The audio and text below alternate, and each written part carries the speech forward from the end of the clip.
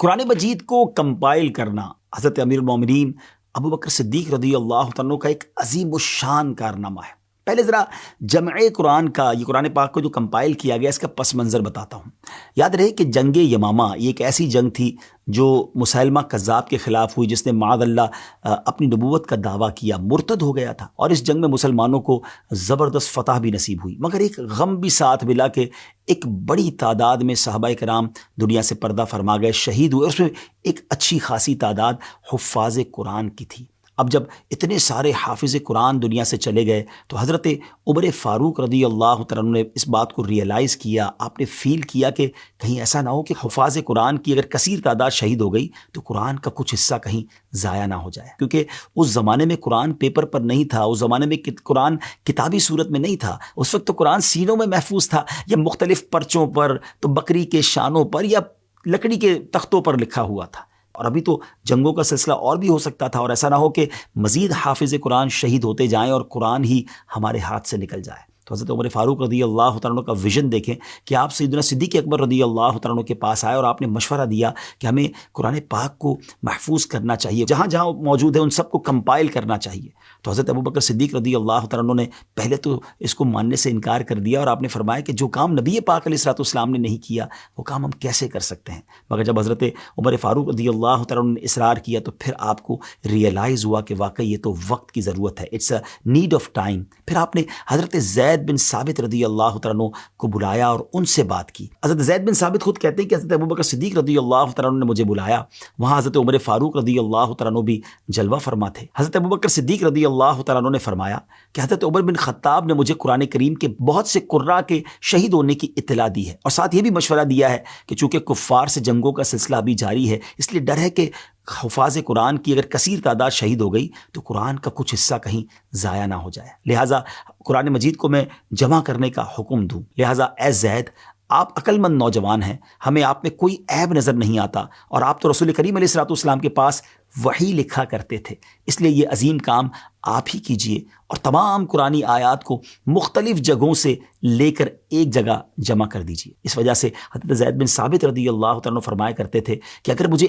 ایک پہاڑ کو اٹھا کر ایک جگہ سے دوسری جگہ رکھنے کا حکم دیا جاتا تو یہ میرے لیے قرآن جمع کرنے سے کہیں زیادہ آسان ہوتا۔ اور یہ بات کہنے کے بعد آپ رضی اللہ تعالیٰ عنہ اس تشویش کا بھی اظہار کیا کرتے ہیں کہ جو پہلے صدیق اکبر رضی اللہ تعالیٰ عنہ کو تشویش تھی، اور آپ عرض کرتے ہیں کہ مجھے بھی یہ کام سمجھ نہیں آیا تھا کہ آپ لوگوں کام کیسے کر سکتے ہیں جو کام خود نبی پاک علیہ الصلوۃ والسلام نے نہیں کیا۔ حضرت ابوبکر صدیق رضی اللہ تعالیٰ عنہ اس کام اور اس کی امپورٹنس کو بخوبی جانتے تھے، اس کے بینیفٹس کو جانتے تھے، اور اس کام کو نہ کرنے کے نقصانات سے بھی واقف تھے، لہٰذا آپ رضی اللہ تعالیٰ عنہ حضرت زید سے فرماتے ہیں اللہ پاک کی قسم اس کام ہی میں بہتری ہے۔ اور پھر حضرت زید فرماتے ہیں کہ اللہ پاک نے ان دونوں حضرات کی طرح میرا بھی سینہ کھول دیا، میرا بھی سینہ کشادہ فرما دیا، اور میں بھی پوری کوشش سے ہڈیوں، کھجور کے پتوں اور سفید پتھروں اور تحریر شدہ اور لوگوں کے سینوں سے جو موجود قرآن تھا اس کو میں نے کمپائل کرنا شروع کیا، جمع کرنا شروع کیا۔ یہ کام اتنا آسان نہیں تھا،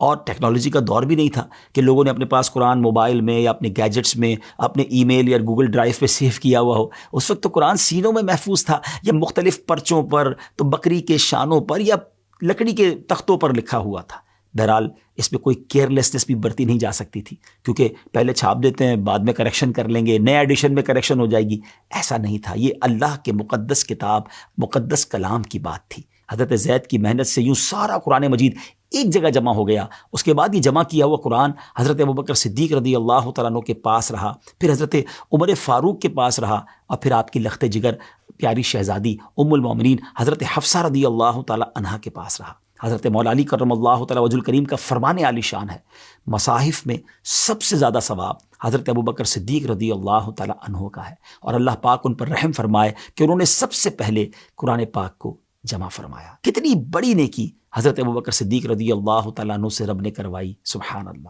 اور پھر اس کے بعد یہ سلسلہ آگے کیسے بڑھا، کیونکہ یہاں تو ایک بک کے اندر ایک مسودے کے طور پر قرآن موجود تھا۔ پھر حضرت عثمان غنی کے مزار پر اللہ کروڑوں رحمتوں کی بارش نازل فرمائی کہ انہوں نے پھر اس کی کتابت فرمائی، اس کی مزید کاپیز بنی اور دنیا بھر میں اس کو بھجوایا گیا۔ یہ کیا عظیم صحابہ تھے، کیا انداز تھا، قرآن سے اور اسلام سے کیسی محبت تھی۔ اللہ کریم تربت صدیق اکبر پر اپنی کروڑوں رحمتوں کی بارش نازل فرمائے، اور ہمیں قرآن پاک سے سچی محبت بھی نصیب فرمائے۔ ان صحابہ نے تو بڑی محنت کی قرآن پاک کو جمع کرنے کے لیے۔ ہم تو کسی بک اسٹال سے جا کر خرید لیتے ہیں، لیکن کیا اس کو پڑھتے بھی ہیں، اس کو سمجھتے بھی ہیں، اور کیا قرآن سے اتنی محبت بھی کرتے ہیں؟ ضرور سوچئے گا۔ صدیق اکبر رضی اللہ عنہ کا تذکرہ خیر ہوا ہے نا، نیت کر لیں کہ انشاءاللہ اب پابندی سے روزہ